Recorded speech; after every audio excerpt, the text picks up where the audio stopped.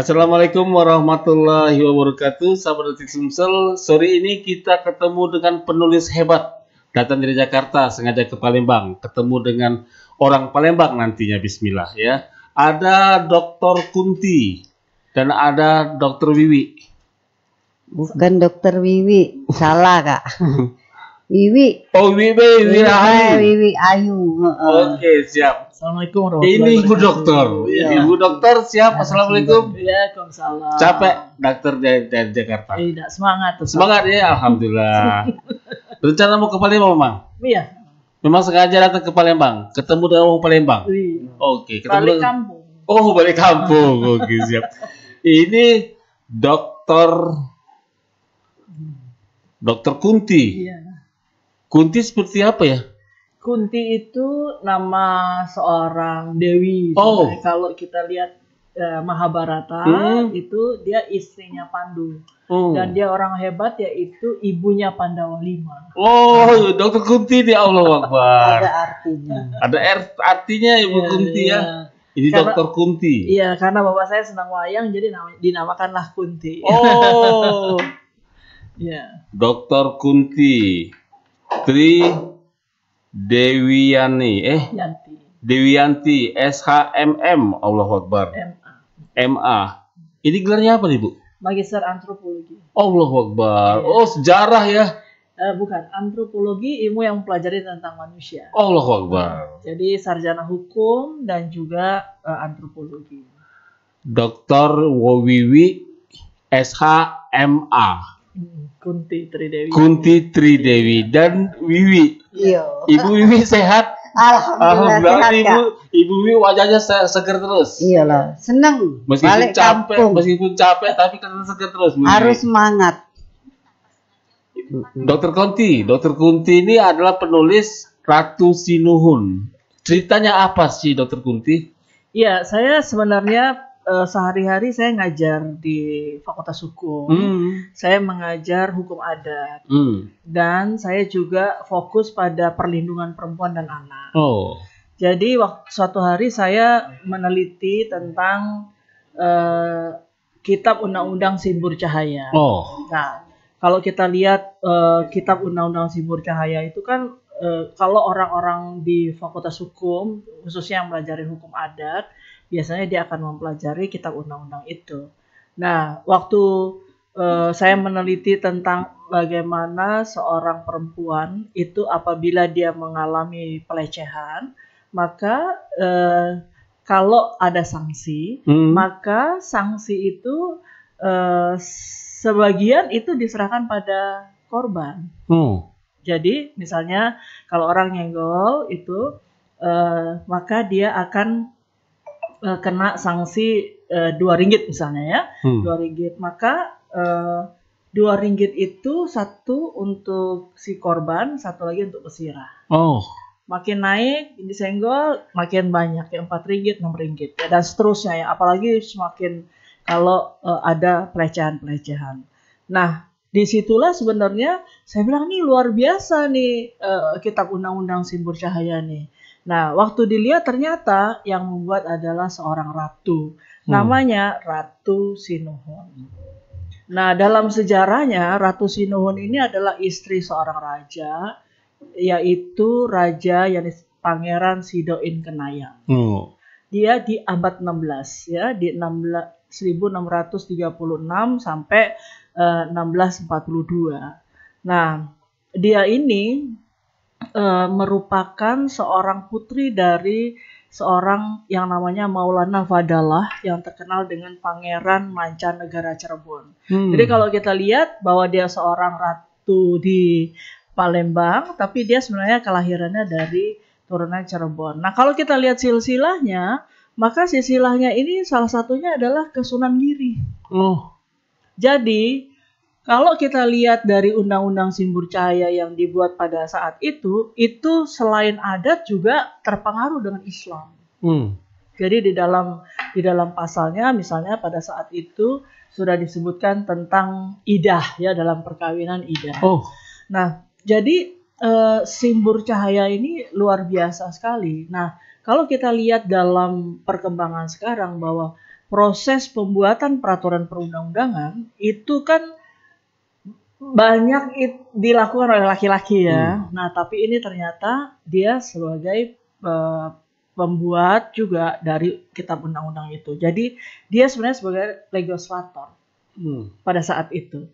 Nah, untuk memperlihatkan bahwa apa sih sebenarnya kitab undang-undang itu? Kitab undang-undang itu merupakan satu peraturan yang dibuat pada masa itu dan dia dibagi atas 5 bagian ya. Yang pertama itu mengatur tentang adat bujang gadis dan kawin. Jadi bagaimana bujang gadis ketemu dan kemudian melakukan perkawinan ya. Yang kedua adat penghukuman. Jadi bagaimana tadi yang saya katakan kalau orang melakukan kekerasan maka dia akan kena sanksi ya. Nah, itu sudah ya. Yang ketiga tentang adat marga, kemudian bagian keempat tentang kaum dan yang kelima tentang dusun dan berladang. Jadi kalau kita lihat undang-undang itu sangat komprehensif ya. Memperlihatkan bahwa kalau kita belajar hukum, maka di hukum itu ada yang namanya hukum pidana, ada hukum perdata, ada hukum tata negara gitu ya. Ternyata di dalam undang-undang Simbur Cahaya itu memuat itu. Kenapa? Ketika kita bicara adat bujang gadis dan kawin, bagaimana mengatur tentang perkawinan dan ternyata kita baru punya undang-undang perkawinan itu tahun 74. Jadi undang-undang perkawinan nomor 14 nomor 1 tahun 74. Tahun 74 kita baru ada. Nah, lalu kalau terjadi di dalam satu perkawinan itu, kalau misalnya terjadi konflik dan sebagainya ya, maka kita sudah punya undang-undang tidak pidana kekerasan dalam rumah tangga, ya, penghapusan kekerasan dalam rumah tangga. Undang-undang itu baru ada tahun 2004. Jadi kita bayangkan di abad 16 dia sudah memikirkan itu. Tidak boleh kekerasan dalam rumah tangga.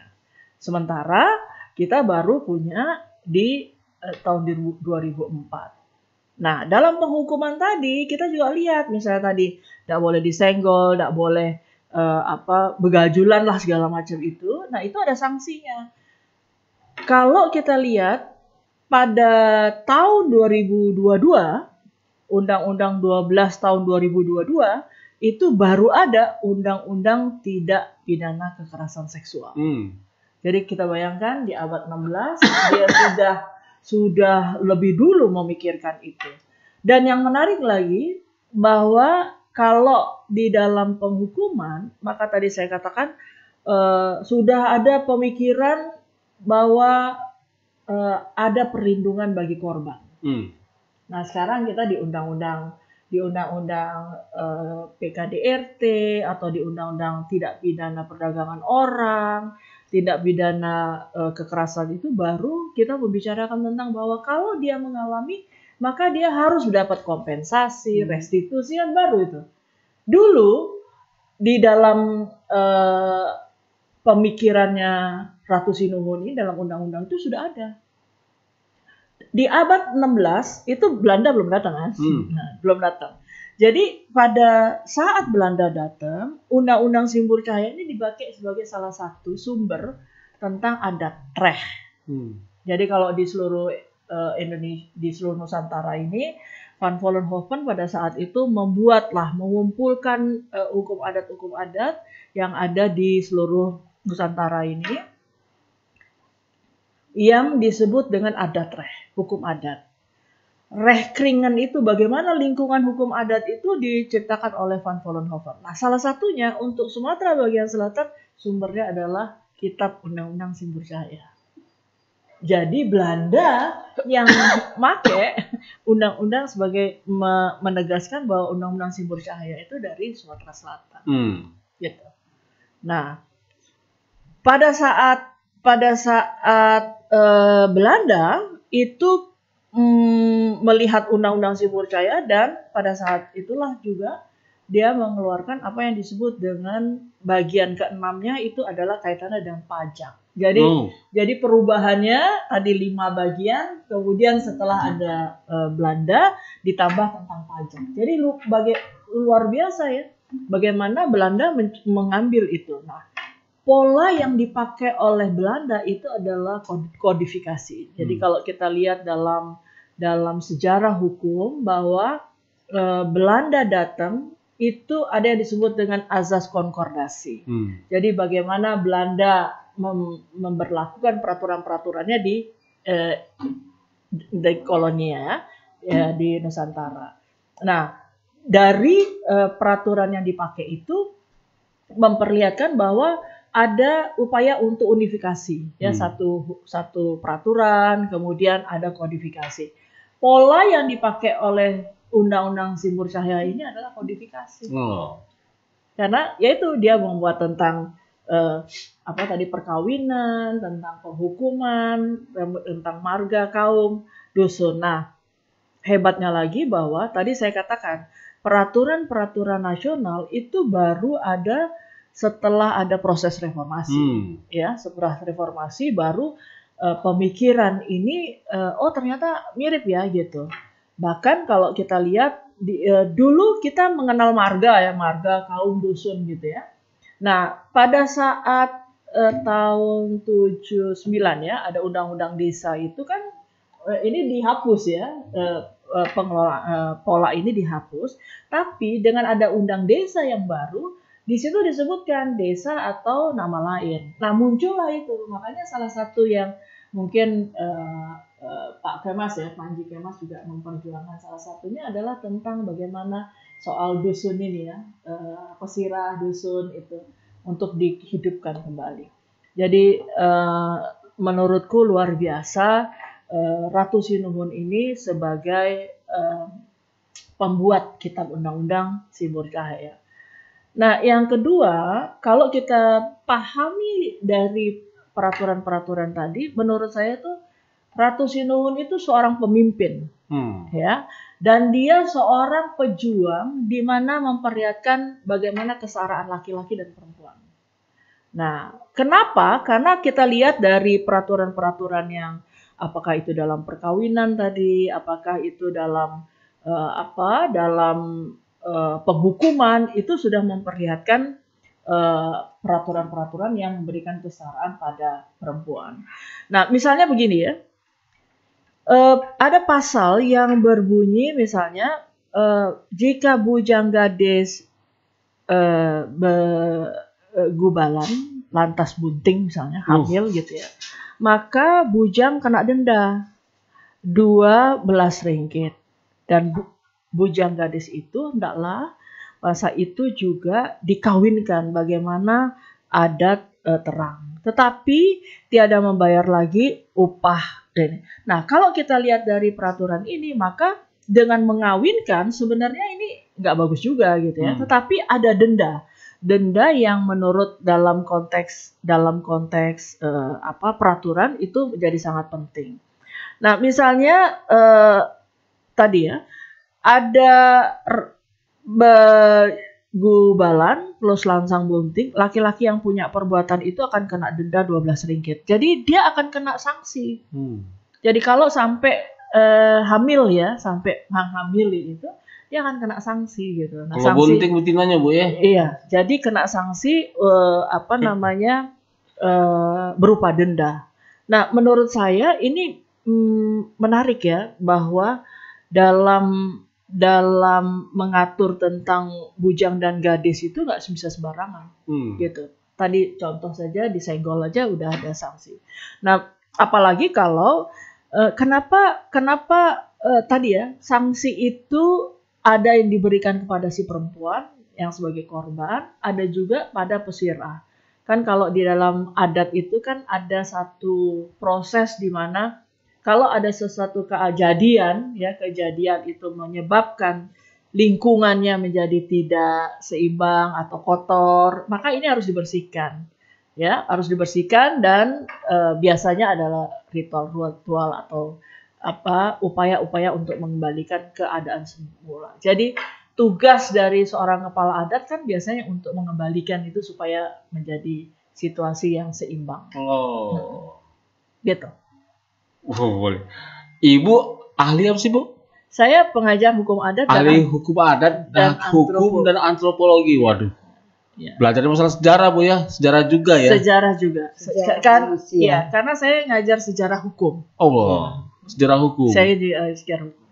Berarti sejarah hukum ini di Palembang Sumatera Selatan sudah ada sejak dulu ya, Pak. Allahu Akbar. Nah, yang menarik adalah tadinya saya kan sudah hampir 40 tahun yang ngajar hukum adat.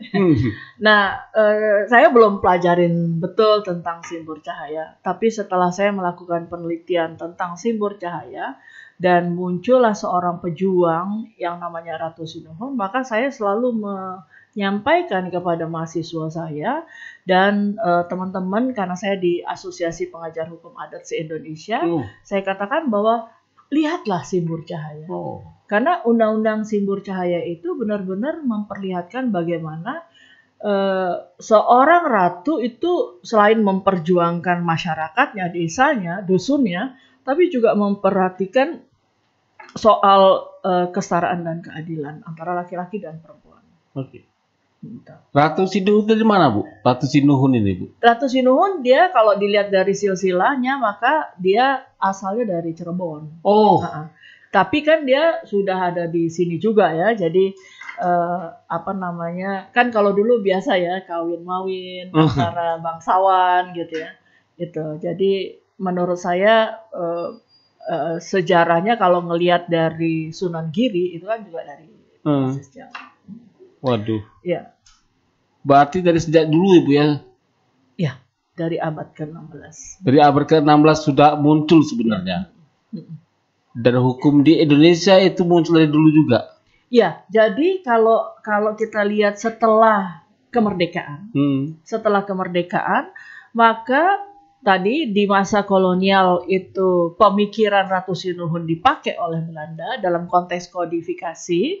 Nah, kemudian di dalam perkembangannya, pertanyaannya apakah memang nilai-nilai yang ada dalam Undang-Undang Simbol Cahaya itu dipakai atau enggak? Nah, kebenaran salah satunya yang saya lakukan bersama teman-teman, tadinya saya di Komnas Perempuan. Nah, kami waktu itu sedang mengkaji tentang bagaimana kekerasan terhadap perempuan termasuk kekerasan seksual. Nah, lalu salah satu yang kami pilih adalah Sumatera Selatan ini, di samping yang lain ya. Tapi setelah di Sumatera Selatan ini ternyata kita membaca dari simbol cahaya itu. Dan ini luar biasa kan, tadi kalau kita baca lebih detail lagi itu akan memperlihatkan bahwa betapa Ratu Sinuhun itu memperjuangkan tidak boleh kekerasan terhadap perempuan. Oke. Berarti keturunannya sudah panjang ya Bu ya ceritanya? Iya, ceritanya panjang. Oke. Ya. Nah, salah satunya adalah dengan kaitannya dengan Pak Sultan Pawas ya. Makanya kita selalu berkolaborasi dan berkonsultasi dengan Sultan karena Sultan punya silsilahnya itu garis keturunan itu. Oke, Ibu Kunti ke Palembang. Dalam agenda apa Ibu Kunti? Nah, ke Palembang ini kita kan akan memperjuangkan Ratu Sinuhun menjadi pahlawan. Ya, karena apa? Karena kalau kita lihat dalam sejarah di abad ke-16 itu lebih dulu dari Kartini, R.A. Kartini. Ratu Sinuhun ini? Iya. Allahu Akbar. Karena R.A. Kartini kan di abad 18 ya. Jadi dia di abad 16 pemikirannya sudah luar biasa. Jadi menurut saya kita sebagai generasi muda yang melihat ketokohannya, kepemimpinannya, perjuangan dia berkaitan dengan kesetaraan antara laki-laki dan perempuan, tidak boleh diskriminasi dalam konteks ini adalah kekerasan terhadap perempuan, itu kan harus direkognisi gitu. Mengapa kita, yang bangganya kan karena kita orang Palembang ya, kita dari Palembang, kita pingin mengangkat dia menjadi seorang ratu yang menjadi pahlawan nasional. Terutama adalah pahlawan perempuan nasional. Kenapa? Karena Ratu Sinuhun ini. iya, Allahu Akbar. kita mencoba untuk mengangkat itu karena di samping ini kan kita pernah dengar Cut Nyandi, Iya. Ratu Kaliamat yang baru tahun lalu di apa menjadi pahlawan nasional, kemudian R.A. Kartini. Nah, kita kepingin Ratu Sinuhun dari Sumatera Selatan menjadi pahlawan perempuan nasional. Allah. Kenapa? Karena terus terang di kita lihat itu pahlawan nasional yang perempuan itu masih sedikit sekali. Ke-8 ya, mudah-mudahan kalau ini bisa gol, ini bisa ke-9. Nah, kita berharap bahwa kalau kedatangan kita ini adalah mendorong semua pihak karena usulannya ini dari Sri Kadis TP Sriwijaya. Oh. Nah, TP Sriwijaya ini mengusulkan dan kemudian kita juga sudah sempat waktu di tahun 2022 kami pernah ke sini untuk berdiskusi dengan Dinas Sosial karena yang mengusulkan pahlawan itu kan Dinas Sosial. Nah, kemudian sudah juga ketemu Pak Gubernur waktu itu. Tapi problemnya adalah kita harus mengumpulkan data-data. Jadi, nah ini kan sambil berkembang gitu ya, terus-menerus mendiskusikan, berkembang. Nah, dan kita juga harus mengumpulkan data-data bukti dan support ya. Nah, jadi kami datang ke sini satunya adalah memohon bantuan dari masyarakat Palembang untuk support itu. Supaya kita ke depan bisa menaikkan Ratu Sinuhun menjadi pahlawan. Nah, ini ada Ibu Wiwi nih. Ya. Ibu Wiwi bertugas sebagai apa nih, Bu? Saya bangga sebagai orang Palembang ada garis keturunan seorang pahlawan. Nah, tentunya kan iya bangga bahwa di Palembang tidak yang positif aja, tidak yang negatif aja, bahwa ada yang hal yang positif yang lebih keren. Ratu Sinuhun tadi. Iya, Ratu Sinuhun. Dan ini kan ke depan bisa anak-anak, ternyata ada pahlawan dari Perempuan. Palembang itu dari abad ke-16 itu perempuannya udah keren. Masa di era milenium ini kita mau jadi apa? Maksudnya harus lebih baik lagi. Gitu. Dan Ibu Wiwi sedang mendorong itu ya? Iya, insya Allah. Salah satunya mendorong bahwa di Palembang ada pahlawan perempuan. Iya dong, kita sebagai orang Palembang harus mensupport. Ratu Sinuhun tadi? Iya, mensupport Ratu Sinuhun menjadi pahlawan nasional. Bangga kita. Dan Ibu Kuti mendorong Ratu Sinuhun tadi? Iya. Oke. Nah, saya memang bersama teman-teman tuh melakukan kajian ya. Melakukan kajian dan kemudian teman saya bahkan sekarang sedang ambil S3. Doktornya adalah berkaitan dengan Undang-Undang Simbol Cahaya dan juga Ratu Sinuhun. Sebenarnya di sini juga ada Prof. Muhammad Amin ya yang menulis tentang Ratu Sinuhun. Jadi sebenarnya tulisan-tulisan udah banyak. Tapi kan sayang kalau cuma jadi tulisan aja. Nah, harusnya didorong dan merekognisi bahwa memang betul-betul luar biasa Ratu Sinuhun. Kenapa? Karena nilai-nilai spirit yang diajarkan Ratu Sinuhun itu luar biasa. Menurut saya, generasi muda penting untuk mengambil nilai-nilai baik dari Ratu Sinuhun. Contohnya seperti apa, Ibu Kunti? Nah itu.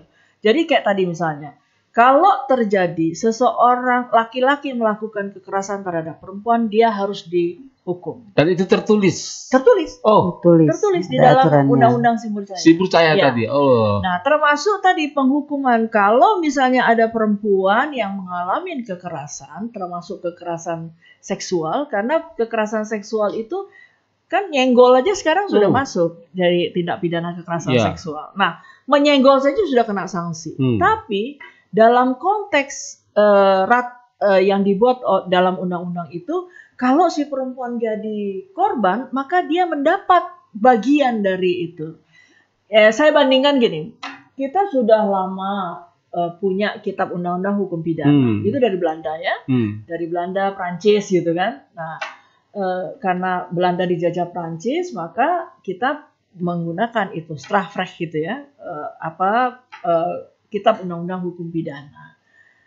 Di dalam hukum pidana, kalau orang melakukan kekerasan, kalau dia melakukan kejahatan, maka sanksinya itu bisa berupa denda, bisa berupa penjara. Tapi dendanya itu buat siapa? Buat negara, bukan buat korban.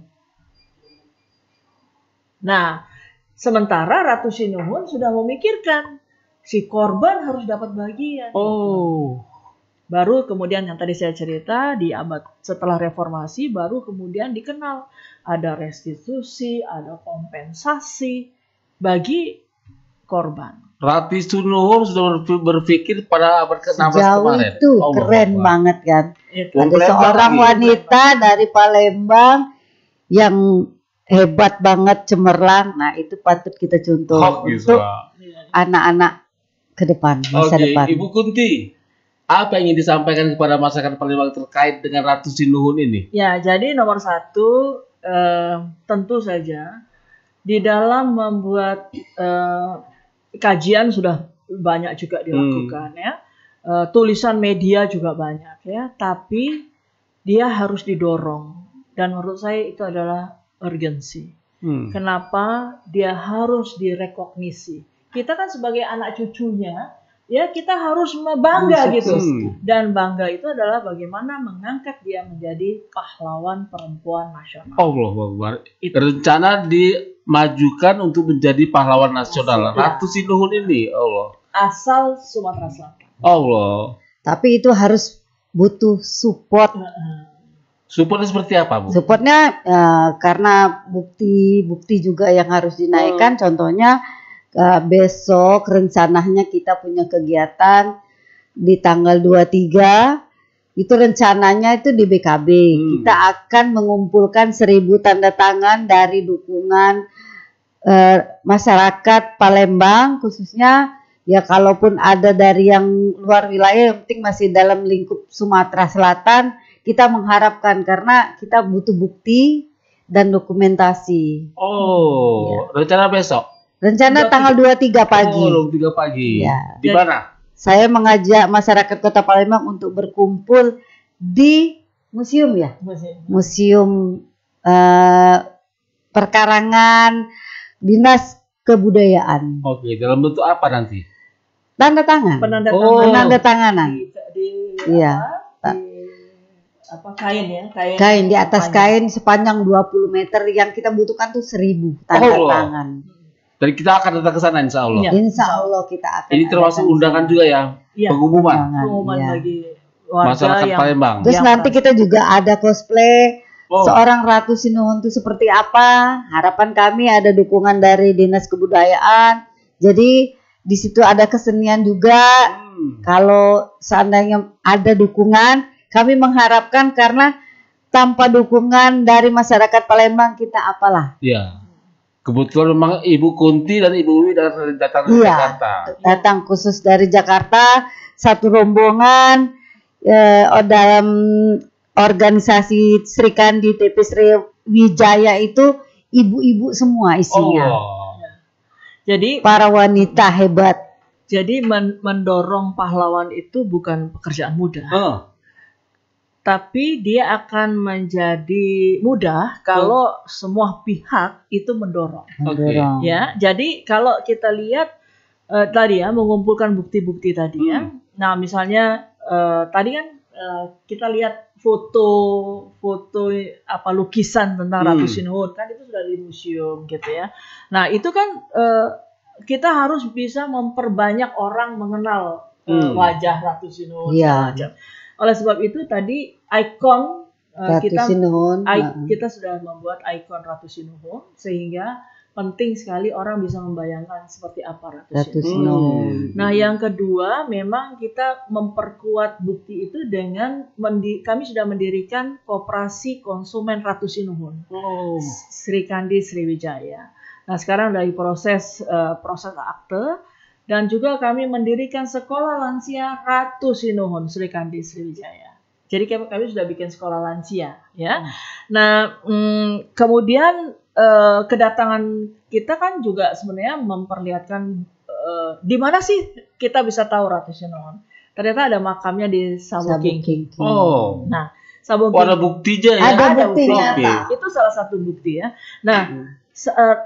Ratu Sinuhun di makamnya bersama suaminya itu di Sambokiki ini kan tentu kita harus memperbaiki, memugar supaya ini menjadi salah satu daya tarik wisata. Ya, bisa buat cagar budaya untuk pariwisata juga. Nah, jadi kalau misalnya kita ke Jepara misalnya, kita kan pengen lihat makamnya R.A. Kartini misalnya, atau makamnya Cut Nyadin gitu ya. Nah, itu salah satu bukti di samping bahwa ini akan bisa menjadi daya tarik wisata bagi Palembang dan sejarah. Ya, tentu saja orang-orang yang belajar sejarah, antropologi, ini penting sekali memperkenalkan itu. Nah, buktinya ada di Sabo Kingking. Sabo Kingking Palembang. Iya. Allah Akbar. Ya, jadi luar biasa kan kita sedang mengumpulkan bukti dan berharap juga ada gedung yang di museum di perpustakaan ada ruang yang namanya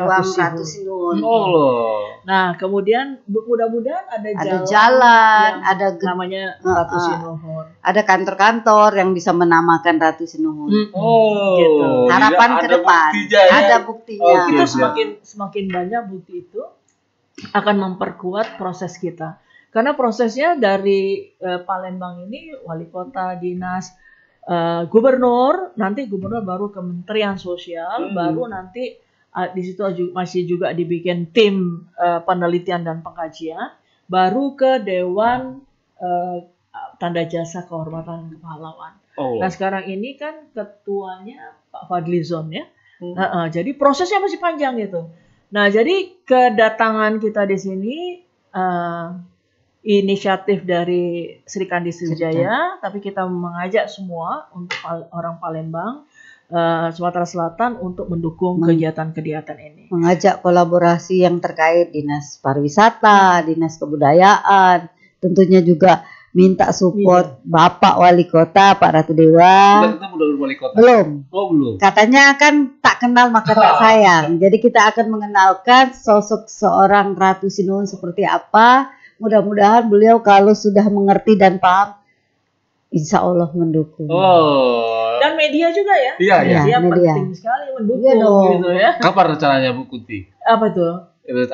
Media bisa datang untuk Nah, kita boleh di tanggal 23 itu akan kami ada yang membuka, ada media sehingga bisa terdengar yang misalnya tidak bisa hadir, dia bisa dengar radio, bisa nonton TV atau dari mana-mana podcast. Nah, tanggal 23 itu, 24-nya kita akan ada workshop. Workshop itu yang memang diinisiasi oleh Dinas Pemberdayaan Perempuan dan Perlindungan Anak Provinsi Sumatera Selatan, dan juga kita berharap bahwa gubernur hadir di sana dan juga anggota DPD itu Ibu Tani. Itu yang dari Sumatera Selatan. Jadi kita sudah ketemu di sana. Jadi maksudnya adalah dalam pertemuan ini sebanyak mungkin kita melakukan, terutama dalam pengumpulan data-data, ya.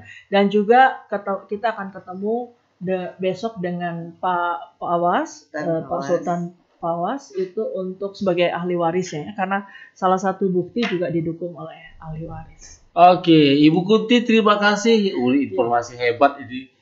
Ibu Wiwi, waduh capek-capek sudah sehebat. Semangat saya. Semangat. Untuk perempuan hebat dari Palembang. Semangat terus.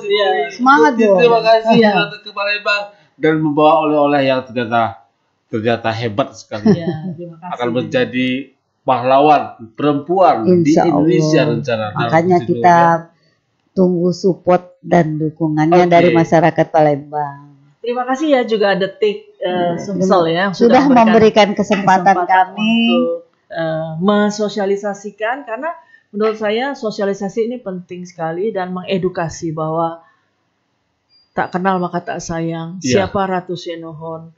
Maka kalau kita sudah tahu Ratu Sinuhun apa yang dilakukan, pastilah kita sebagai orang Palembang ya akan mengangkat beliau dan mengusulkan menjadi ratu.